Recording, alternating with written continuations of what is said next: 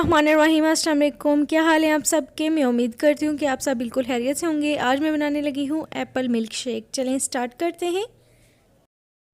यहाँ पे लिया है मैंने दूध, 2 टेबलस्पून शुगर, आइस क्यूब्स और एप्पल।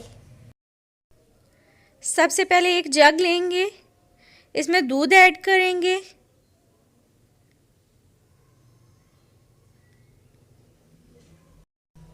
आइस क्यूब्स ऐड करेंगे,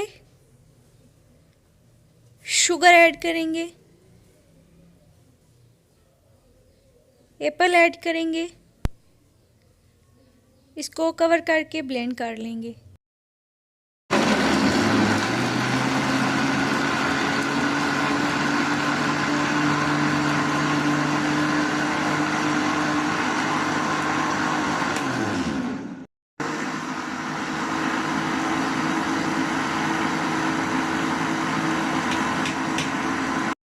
मज़ेदार एप्पल मिल्क शेक तैयार है। अगर आपको ये वीडियो पसंद आई है तो वीडियो को लाइक करें, शेयर करें और मेरे चैनल को सब्सक्राइब करें।